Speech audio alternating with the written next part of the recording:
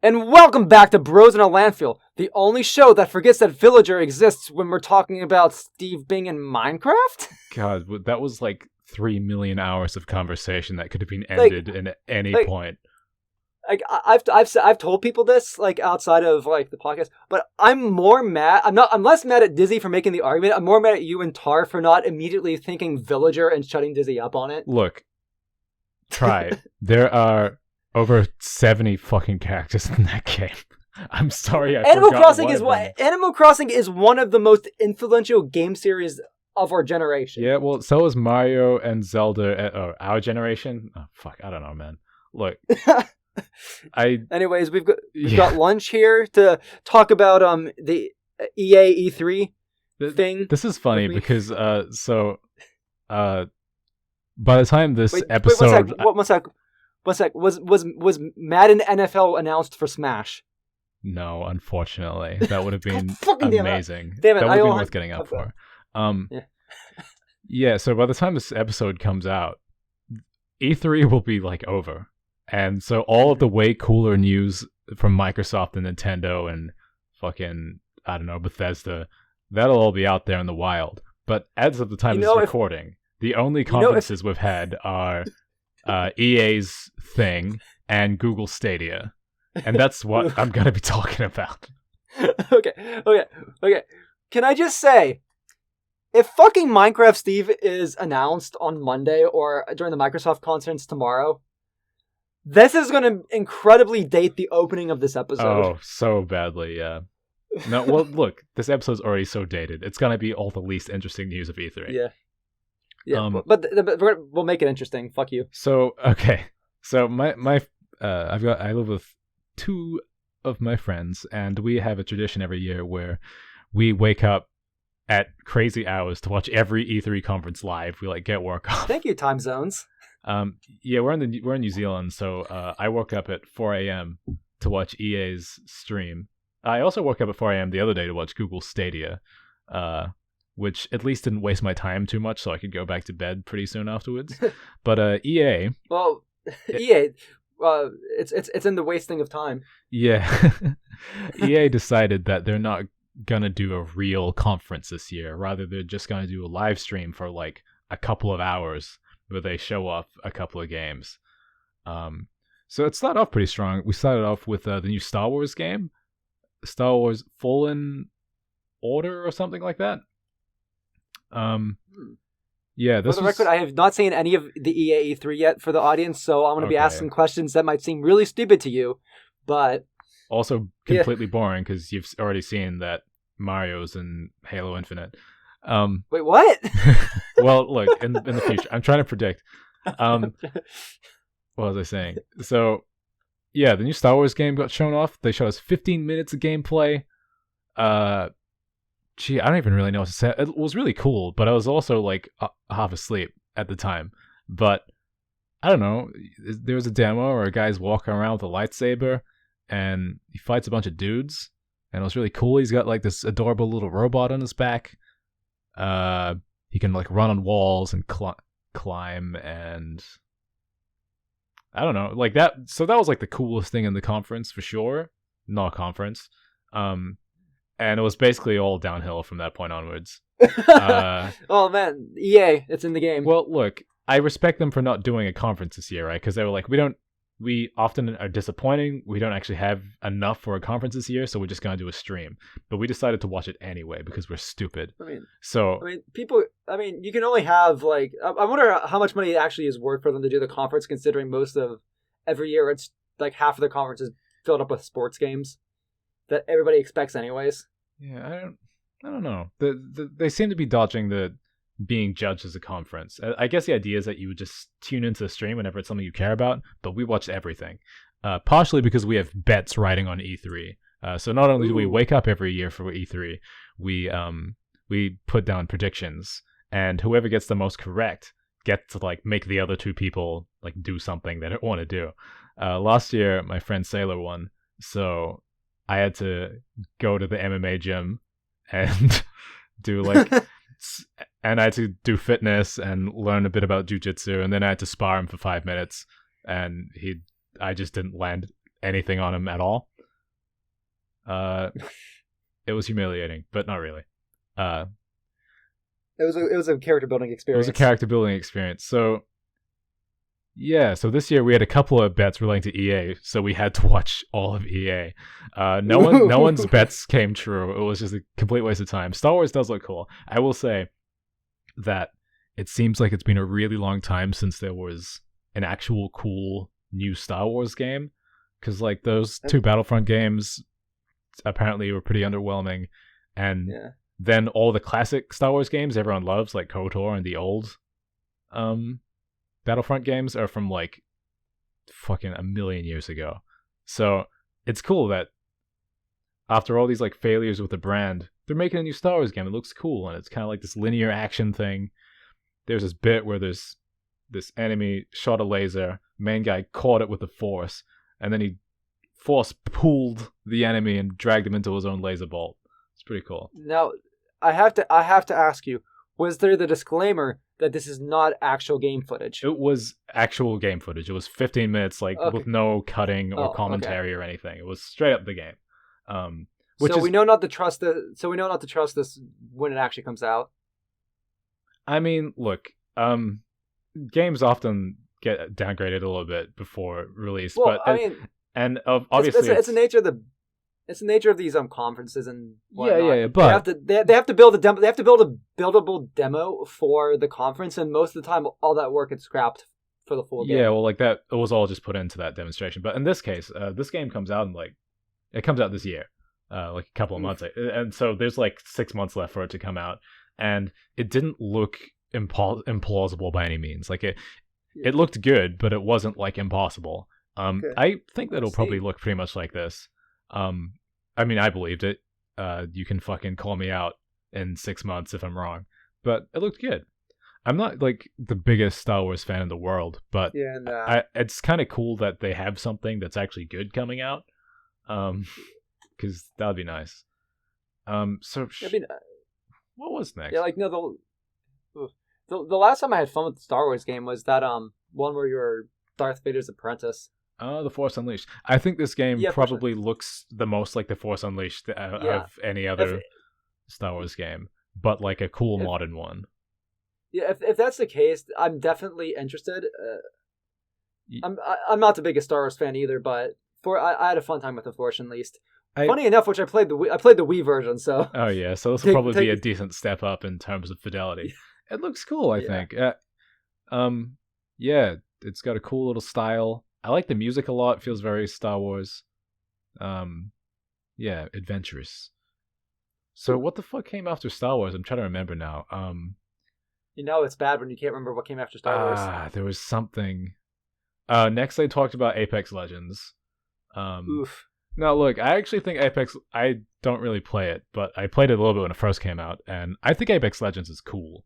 Not really a big Battle Royale shooter guy, but I think I like the system where you can like ping things. You can be like, hey, look over there, it's a chest, and everyone else can see it, or hey, look, there's enemies. It's really fun. Like, it's pretty cool. Not really my thing. So they talked about that for way too long. It was a long amount of time to say we're making a new character and a new gun, and that was pretty much it. There's a new character who can make fences. Holy shit! Okay, they're electrical fences. Now, do you think this will overtake whatchamacallit, whatever game that was? That's really popular. Fortnite? I can't even remember that Fortnite existed. That's bad. You're the least epic gamer I know, man. How the fuck do you not? Okay. Do I think it's gonna overtake Fortnite? No. I think Fortnite is. I mean, look, I'm not really the expert in situations like this, but I feel like if Apex was going to overtake Fortnite, it might have happened already. Fortnite's like just inherently a more accessible game, I think. Maybe not the building mechanics, but the fact that like there aren't multiple characters. It's not really like meta based. It seems like the stream of content is a lot stronger in terms of like getting people to keep coming back all the time. it's like, and I don't know, it's like fully fucking grabbed the pop culture. Like PUBG was big, but Fortnite has like a fucking cameo in Avengers, you know, like in Yeah, the biggest movie in the world of the year. yeah. So I don't have any real gripes with Fortnite itself. I've never played it. I'm not into big multiplayer games, so yeah. At this point, Fortnite is just a meme to me. That's I mean, it gets a bad rap, I think, just because it's the most popular thing that the kids like. well, I mean, also the fact that it's a bit predatory with its fucking ways to steal your money and get your kids to steal your credit card. But at the very at the least, it's at the very least it's free to play, unlike some other. so is Apex Legends, which is pretty cool. Yeah. Yeah. It's no, I think this genre is like, I think it's earned its success. I mean, they put out a free game. In both cases, they're games that are fully functional without putting any money in. You can run them on a fucking Fortnite. You can run on like a fucking toaster. No, yeah, not for me. But those games are cool. But not really anything particularly interesting from Apex this year at E3. Now we have to do a bro stream where we're all playing Fortnite as a squad and just getting decimated. Oh god, we can play like 10 matches in 2 minutes. Yeah, I know. No, Tar's gonna find some way to survive till the end without even firing a single shot. That sounds like him. Yeah. So okay, so Apex was whatever. I think that's when we moved on to the next two blocks were FIFA and then Madden, which was Jesus fuck. I don't even. Thing is, like, none of us had a bet for any of those, but one of us had a bet for The Sims, and The Sims was way at the end. So, Oof. God, man, like, you think FIFA and stuff is annoying at normal E3 conferences, but here it's like it has its own fully unbridled fucking time to shine. It's mostly like interviews and shit. They talked a lot about how they're putting the streets into the new FIFA. I just don't get how these games still make money. Like, why people still buy these new sports games every year. Well, they're one of the most. They're like the best-selling games every year. Like every year. Well, that's like that's the thing. It's like I get like something like Call of Duty might sell like every year because that's got a big multiplayer backing and it's basically a meme. But who plays these sports games? Like, who's buying 100 copies of these sports games to everyone. boost up the? Apparently they're just super popular. People like sports.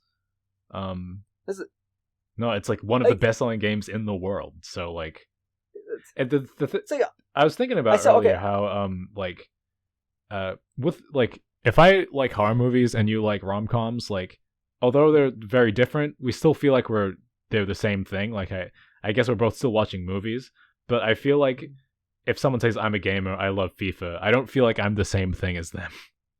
Yeah, well, I think it comes back like Call of Duty every year isn't like, even though it's mechanically the same, there's always like some big mechanic. Like, there's always innovation within a Call of Duty game. Well, they spent a lot of time talking about the new ball physics. But that's innovation. No, but I'm talking about gameplay innovation. Or there's especially like within the last few games, like they're trying to mix up like locations, time period. Like there's a reason. There's a buy-in to the new game. It's like, okay, this is the concept around this war. Yeah. Or every sports game, it's just a slightly more upgraded version with an upgraded roster of people that match the currents. Yeah, and they buy it every year. I don't really get it either. I guess it makes people happy and it makes a shit ton of money, so great. It's like how is it a good investment to buy in? Well, like, I don't know. Maybe people like buy them every 2 years, and there are just enough people who are out of sync with each other for it to work. You know, that might be the case, but I just don't know when.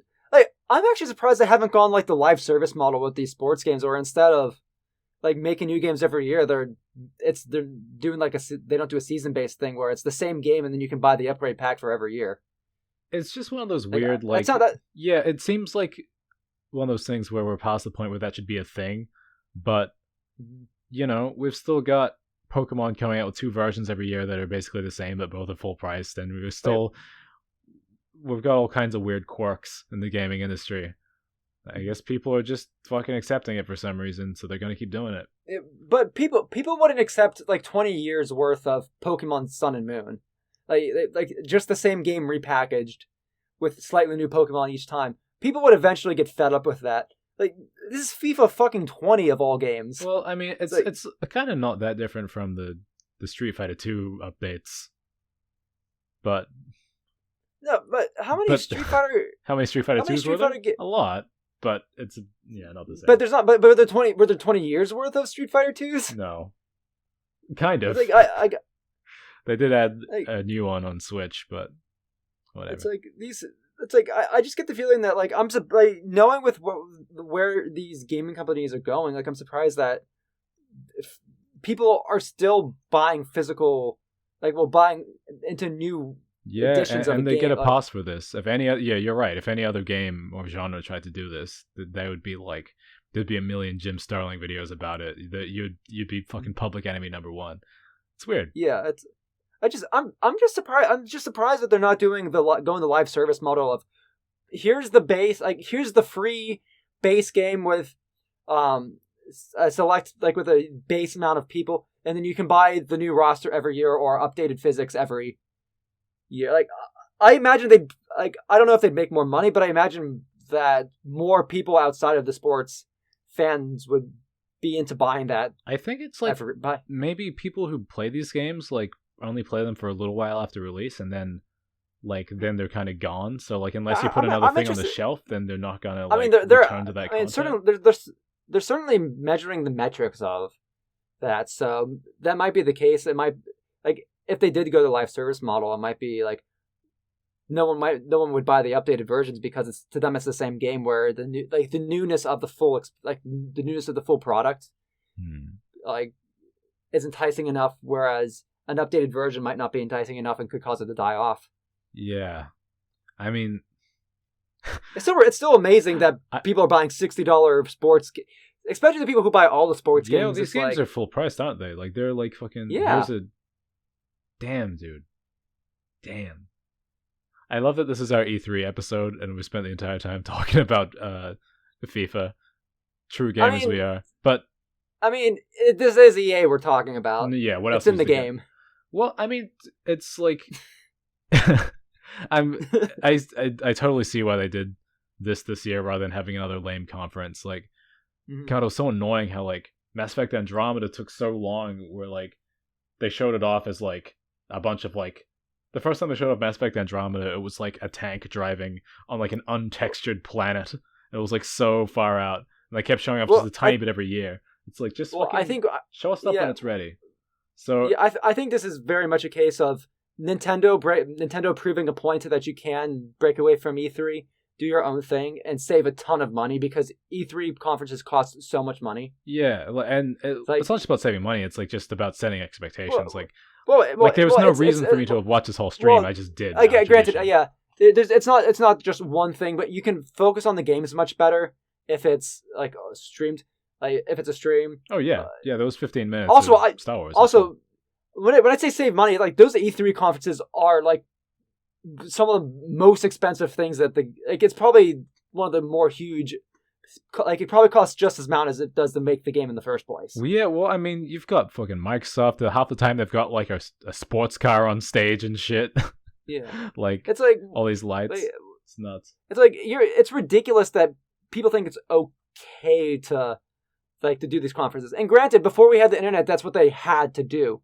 I really think Nintendo proving that you don't need to do a live conference and it's been successful this past few years. In some ways, the Nintendo Directs has been more successful and more positive than the actual conferences. The thing is, it's I mean, I totally agree that all this stuff is archaic. It costs way too much money. It's not the most effective way to get a message across.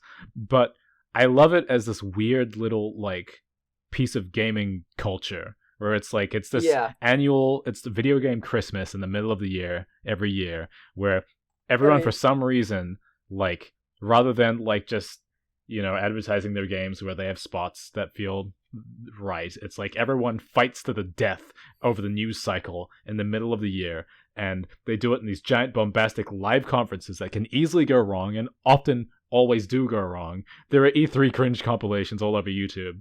you get like developers who should not be on stage in front of a million people because they're just game developers, and they're like, "Hi, here's my game. What I forgot what to say." It's fucking adorable. And here we have a monster crab. Yeah, you watch like an hour of a conference where like half of it was a bunch of filler because they didn't actually have anything, but it's still on like a massive like bombastic scale where they've gotten like an actual fucking world-class soccer player to do an interview, even though nobody cares. It's like, how do you put that much money into such a bad idea? It's amazing. I love E3.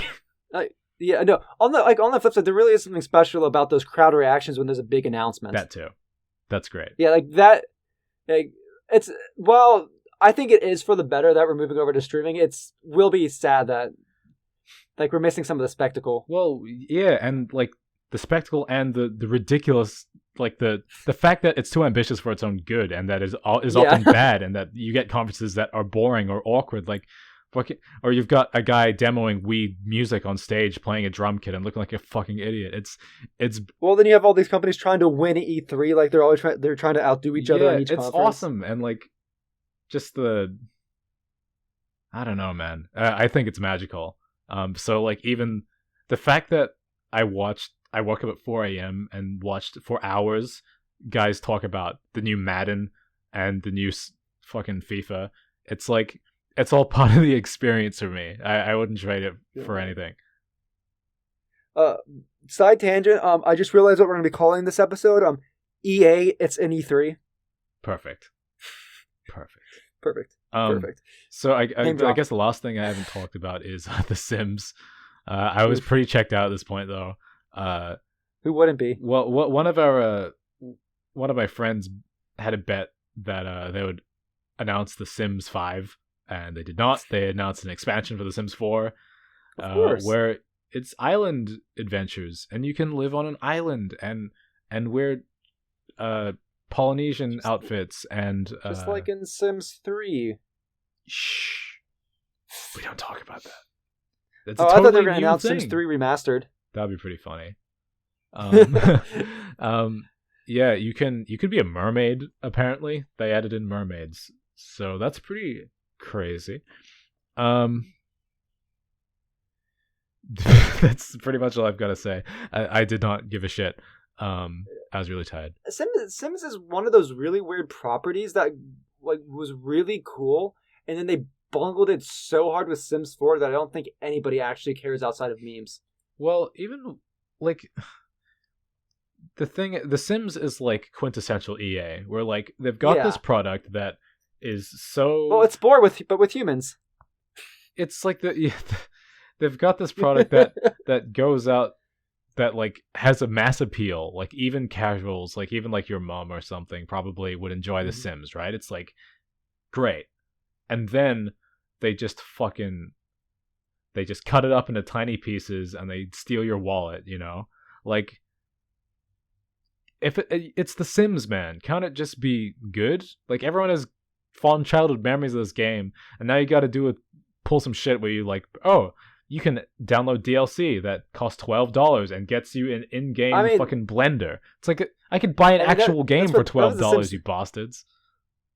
I mean, that's what they did with Sims 3 too. They overextended all the like there were so many expansions to Sims 3. It's like you wonder how they got away with it at the time. Ugh.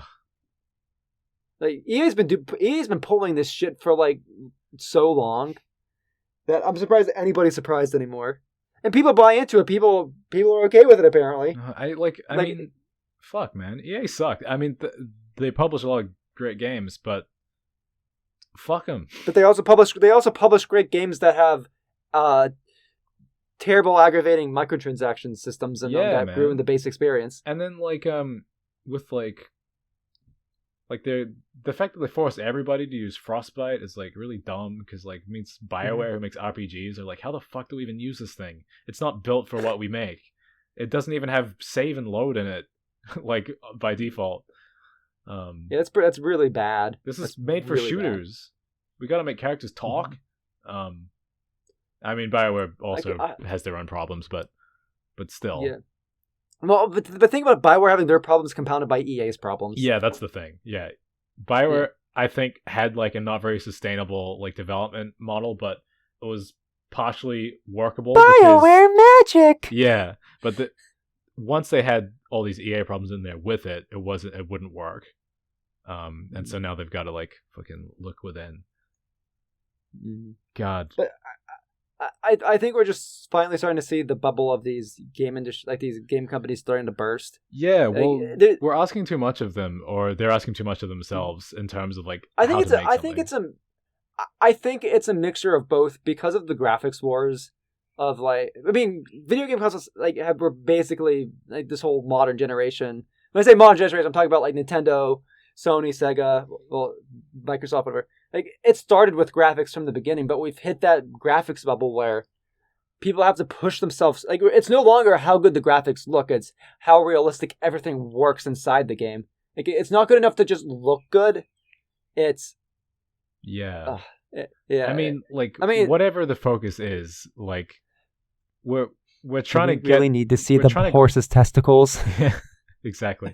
Well, we're just grinding these developers to the bone, I guess, or yeah. I mean, looking at stuff like, like lots of different game companies are getting shit now for like crunching at like in the last couple of months of development to the point where it's like, okay, well, we could use a little bit less polish and have your developers not be going insane. It's not a sustainable business model, and the amount of money they're saving, in that for that crunch time is ridiculous, and they're creating more bugs and technical debt in the long run they're going to have to fix. Yeah, well, I mean, it's like rather than trying to fix like systemic problems, they're like doing microtransactions instead to like make up for the. Yeah, it's like you're creating an environment that requires these kinds of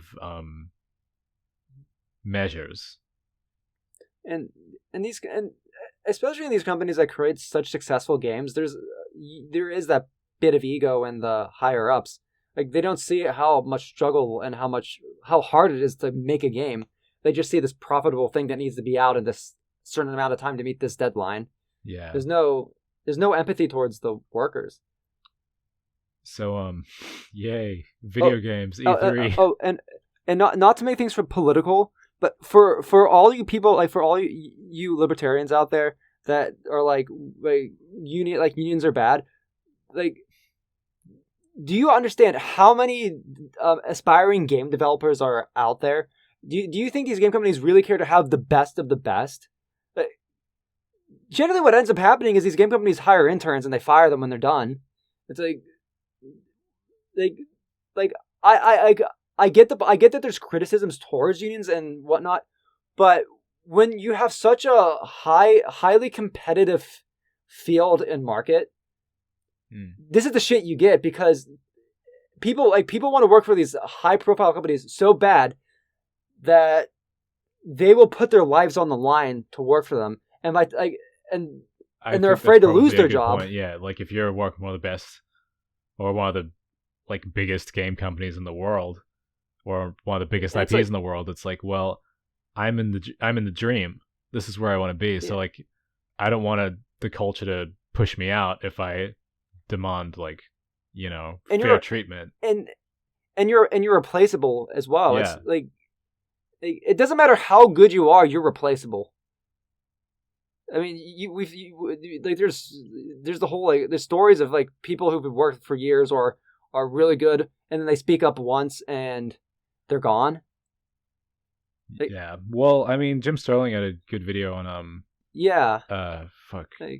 Who was it? Guys who made Red Dead. Yeah, Rockstar. CD Projekt Red. No, that's all right. Rockstar, yeah. Yeah. Rockstar. Ugh. Yeah. No, there was some fucking weird shit going on there. All right. Well, maybe I've kind of talked about the whole EA conference. We've talked about EA. We've talked about problems with the gaming industry and the lovable shittiness of E3. Oh yeah. I feel like I'm almost out of things, but just to add one little extra thing to the episode, seeing as it's not that long. I thought I'd share just some of my hopes for the coming E3, just so that when this episode comes out in a week, you can laugh at me because none of it came true. my biggest hope for E3 is that there'll be something Banjo-Kazooie related. Because Banjo-Kazooie is the shit. And there have been rumors abound that something Banjo's coming. Like there's this company that makes like figurines of characters when they have like generally when there's something big related to them coming out. Like they made like a Crash for the release of Crash Team Racing, and they made like a Sonic for Sonic Mania. And they showed that they were working on a Banjo, and they said something like, "Oh, we can't wait to bring back Banjo." And someone said like, "Oh, is there going to be some kind of announcement?" And they were like, "We couldn't possibly say." So it's like, the thing is though, like, it's so good. It seems too good to be true. We've been waiting for a Banjo game for so long. It's like, I don't know who would make it. It wouldn't be Rare because they're doing Sea of Thieves still, I think. And like, fucking last year there was a similar thing with a figurine where people thought because of buzz on a figurine there'd be a game, but no. I mean, what if Nintendo makes the next Banjo-Kazooie? Because we know that Microsoft and Nintendo seem to be on better terms. Well, that's the thing. That's the other thing. Because like, yeah, if it's gonna happen, like, this is a more reasonable time because Microsoft and Nintendo are working together on stuff, and like their relationship has progressed. Has it progressed enough? I don't know.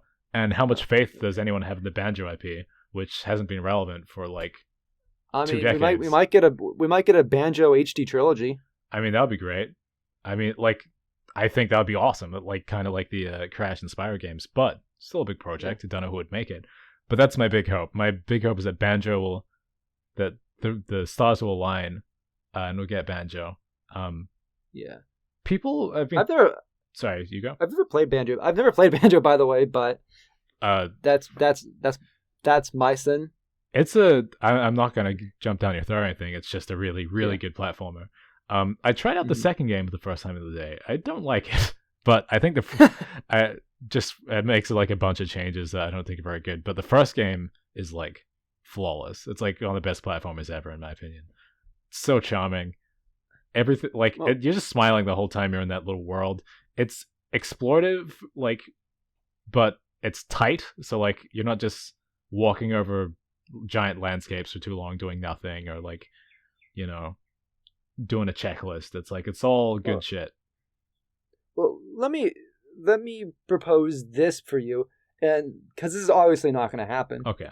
But considering that the original Banjo-Kazooie team's their own studio now, like the original team that made Banjo-Kazooie, like we do with the whole ukulele thing. Yeah.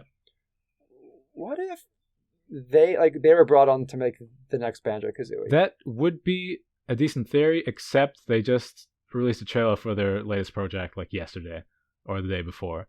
But is it like what sort of, like, I actually haven't seen the trailer for the new ukulele. They're making a ukulele sequel that plays more like Donkey Kong Country, where it's 2D side scrolling with like rolling and jumping.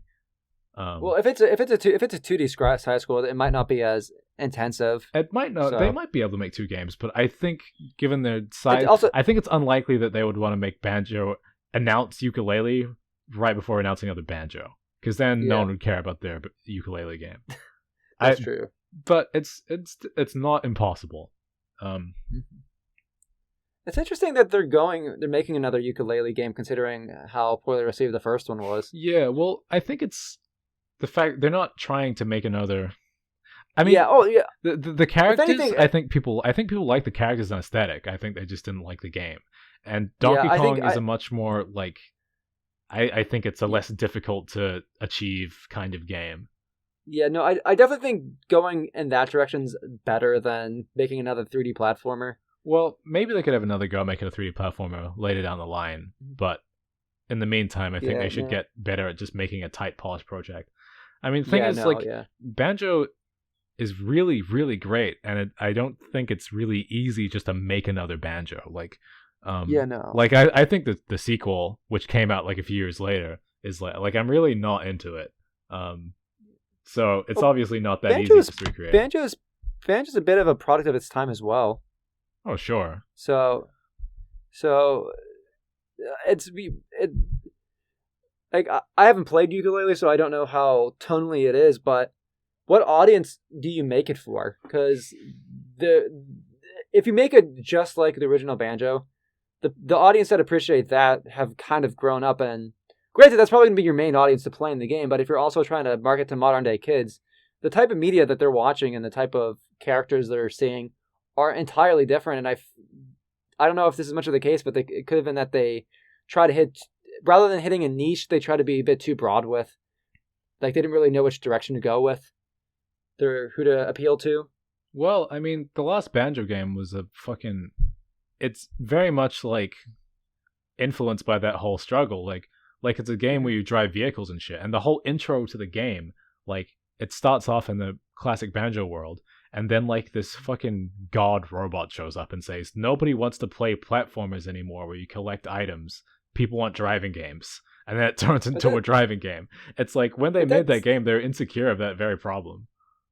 But that's part of the problem with any sort of, like, legacy media or any sort of, like, IP that lasts so long is that, like, unless if you're releasing frequently enough that the changes can be gradual, like, the shock between the... I guess another good example would be something like Ace Attorney 3 to 4 to 5, especially from 4 to 5, because, like, it's not like we had this gradual change from, like, a tonal change. It's like the audience that 5 was made for is an entirely different audience that 1, 2, and 3 were made for. And even so, the audience for 2 and 3 are much different than the audience that was made for 1. Yeah. I mean, like, I think... Here's the thing. Here's what something I think is a good point, though. Like, those Crash Bandicoot remakes, they sold really, really crazy well. Yeah, but I think they knew that the base audience that grew up with it would buy it. Yeah, so I'm thinking that if they're making a new Banjo, I think that's the direction they're going in. I think they're completely catering to the old fans. And if they happen to catch any new people just by being a good game in the process, then that's gravy. But I think that's definitely... there's no other way to do it, Banjo. I think it's kind of like, it would be like a Sonic Mania type of deal where it's like... Yeah. Speaking of which, Sonic Mania out on PlayStation Plus. Woo! Hell yeah, man! I don't even have a PlayStation, but yeah, I'll probably try it out after I'm done with Metroid Prime. That game's fucking... Sonic Mania is sick. Obviously, I'm biased. I'm terrible at classic Sonic games, but I'm at least curious because I can play it for free. Full disclosure, it's not like it teaches you how to play it any better than the other classic Sonics. I think their biggest flaw is... I don't expect it to. The learning curve is terrible. I don't think I've ever beat a classic Sonic game. Like, unless if we're counting Generations or Generations on the DS, which I wouldn't classify as a classic Sonic game. No, 1, 2, and 3 are fucking... Well, 1 and 2 especially are fucking hard, man. Yeah, oof. Fuck. Use a couple of save states on those two. Like, I couldn't even beat Sonic Advance. I think with Sonic Advance 3, yeah, I couldn't. Like, I was just... Still haven't really played Advance 3. Yeah. Anyway, what were we talking about? E3? Something. I was talking about Banjo because I was talking about my hopes and dreams. To be honest, that's kind of my biggest hope. Outside of that, like, I hope that even if it's not Banjo, I hope Microsoft and Nintendo have some, like, meaningful collaboration that is, like, big news. Well, it definitely seems like that's going to have to be the case. Like, why all these rumors and why all this press if... Yeah, I just want to see it. That might be something that comes later, but I hope it's at E3, and I hope there's some kind of crossover where, like, you know, maybe Miyamoto is at the Xbox conference, or, you know, something Microsoft shows up at Nintendo's conference. You know, show us shaking hands. I want to see it. Hear me out on this one. All right. Like, what if we start seeing Nintendo or Microsoft games on each other's consoles? I think that Microsoft games on Nintendo, where if they're like if the brand makes sense or is reaching that audience more, I can see that. Like, I could see Battletoads releasing on Nintendo because I mean, Battletoads was originally a Nintendo game, right? If I can remember correctly. Because where I'm coming from is I definitely see more Microsoft putting their games on Nintendo than Nintendo putting their stuff on Microsoft. But I think I see Microsoft not like seeing the potential of the Switch being a portable console, but also seeing that there's no way in hell they could ever compete with it. Yeah, well, Like, that, I think we start seeing Microsoft being like, you know what, we'll make more money putting games on the Switch, like well, than it's not making fully our own unprecedented. console. They had Cuphead's coming to Switch, so like Yeah, well, that sort of thing. Like, more of that. I definitely think we could see more of that, and I hope we do. As for Nintendo releasing things on Microsoft, I still think not a chance. yeah, I think I'm a, third-party games will probably have crossplay, but anything that yeah. is, Nintendo will not show up. I can imagine like Master Chief showing up in Smash Brothers. I don't see Mario showing up in Xbox Battle Royale or whatever. Yeah, I'm gonna, and this might be a great place to end the conversation, but here's a bold statement. Okay. Okay, following the failure of the Xbox One, like, I wouldn't be surprised to see Microsoft starting to pull out of the console, wars. I mean, and it's focusing more on PC. Like, I wonder if, depending on the profit margin of the Xbox and how often that these consoles are put out, I wouldn't be surprised if they keep putting out consoles, but putting less of a focus on it. Like, well, if they're, that's what's happening now. I mean, they're more about like almost all of their major first party like exclusives aren't exclusives. They're coming out on PC as well. yeah, You've got fucking the Halo Master Chief Collection coming to Steam. Like, you've got one of the best reasons to have an Xbox at the moment is like the Game Pass, which is like a subscription service where you just get shit tons of games as long as you have the service. Like, I think they're moving towards like not being so much about being a box, but rather just having like, they're looking into their own streaming apparently. Like, yeah. I think they've got a lot of different things going on. Whether or not they slowly pull out the console race, I don't see that happening exactly. But when I say console race, I'm talking about specifically competing with Sony, because Sony's got the edge on the IP, like on the first party IPs. Like, Sony's really knocked it out of the park on this. True, PS4. but Microsoft has been acquiring studios for the last couple of years to like, so that in like 5 years from now they might also have a killer lineup. So I almost wonder if that's Microsoft turning more into a games publisher rather than I could see them putting out Xbox is in the sense of that they're something like a Google Stadia sort of thing. It's like, oh, you don't need a computer, you can buy the Xbox and it just plays games, sort of thing. But I really think that Microsoft's priorities have definitely seemed to have shifted this past year. Like, why put your exclusives on? Yeah, it's interesting. Like, but it's why put your exclusives on PC? Well, the thing is, PC is still there. They're still Microsoft fucking PCs that everyone's using. No, like, it kind of still is their space, but it's not. But consoles.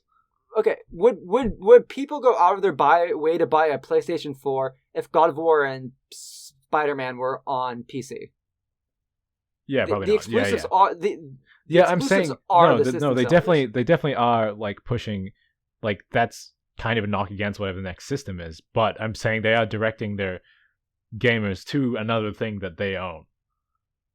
Yeah, I really do think if the next Xbox is underperforms, that's the last Xbox console we're going to see. Sure. Oh, possibly. Though I don't think the Xbox One did horribly. It just definitely lost. But I think it was still profitable. But again, there might be a more efficient. It might be more efficient to pull out of the race. Who knows? Yeah. Well, I think this comes back down to the Xbox One was very successful in America. Global markets, it did poor. PlayStation, and this is the same thing. This is what always happens. Xbox only does well in America, like in some select other countries. It basically doesn't exist in Japan. They do terribly. PlayStation dominates worldwide. Nintendo dominates worldwide. Xbox is a very exclusively American. Yeah, console. Well, I really don't know. Here, I definitely don't really know anyone with an Xbox other than me and my friends, as Halo fans. Yeah, well, I think this will be another conversation that's interesting to listen back to because Yeah. we could, for all we know, a new Xbox is going to be announced tomorrow, and it could be like the most epic, decked out fucking thing ever. Yeah. Yeah, I don't know what they're gonna do with it because like they've done all these things that seem to devalue Xbox as a platform, but then they made the Xbox One X, which is like the most powerful system on the market at the moment. So like, and they spend all this time bragging about how epic of a powerful machine it is. So, but I think it comes down to what are they going for? What do they want? But I know, I think the Xbox One X, and it'd be interesting to see how many like, because it's also partially goes back to how much it costs the system to be made. How many systems are they making, like in production lines and whatnot? Yeah. Where the profit margin is, because I do think that when it comes down to the Xbox, it's like they're putting out the consoles because it's still cheaper to buy a console than to buy a computer. Yeah. That they want that door open so people can buy their games, like, and still have a good rig to play it on. But like, it's going to be interesting to see where this is going to go, because it doesn't. All of Microsoft's maneuvers don't seem to make sense in regards to selling a console outside of just specs, and specs don't sell console. Well, I felt it seems like their new games that are going to come on the next console are probably also going to be playable on Xbox One, just like in a worse version, if I remember correctly. Well, backwards compatibility. There's no reason not to have backwards compatibility. But that's like forwards compatibility almost. Like, yes, that's true. I think I heard that they want to try and make their games like able to be played on like a variety of fucking. I don't know, man. I guess this just comes down to a debate of what Xbox's priorities are, and I don't think they're prioritizing I think they're prioritizing making as much money off of games over the consoles. I don't think they see the console as a. I think they see the console as a more risky maneuver because players have to choose between consoles. Because nobody can afford every console. But a player can pick and choose games that they want regardless of the console. So if they see that there's too much competition with the consoles, especially with Sony's IP, Sony's first party or exclusives, it might make sense that they're going to try to spread out their games more so they don't have to worry. Because, okay, if they make 3 really cool, great games on Xbox that should be system sellers, but Sony has 15? Everything. They have every. But if Sony has everything, they're not doing E3 this year, but they're still probably gonna have The Last of Us Part 2 and Death Stranding and like. And I wouldn't be surprised if part of Xbox strategies right now is they're like, well, yes, we could put out a phenomenal game that will sell consoles, but for the consumer that's going to have to choose between consoles. Like, the rich person that can buy multiple consoles will buy the Xbox for these games. Yeah. But for your average consumer that can buy maybe 1 or 2 consoles, everybody's buying a Switch. There's no person out there who's not going to buy a Switch because of how good of a console it is and its exclusives. And then with Sony's Sony's exclusives on the PS4 are legendary tier. We have not seen Sony's always had good exclusives, but it's gonna be very, very difficult for Microsoft to compete on that level, even in a couple of years. I think Xbox could put 1 or 2 games out that are of that quality, but not to the same extent that Sony's able to put out because of all their subsidiaries and all their smaller studios. Sony's really got a monopoly on the first party exclusives, and Microsoft will lose far more money if they put all this money towards the games that people won't buy because they don't have their console. Well, I mean, you make a strong case. I guess we'll be enlightened as to what Microsoft's direction. I might be entirely wrong. Xbox might literally make the God console next year, and Sony might just go out of business. They might put Sony out of business next generation, and I could be proven dead wrong. No, but you make good points. I mean, they might not even really talk about their next Xbox tomorrow. I think they should because they have the platform, because there's no Sony, but maybe they won't.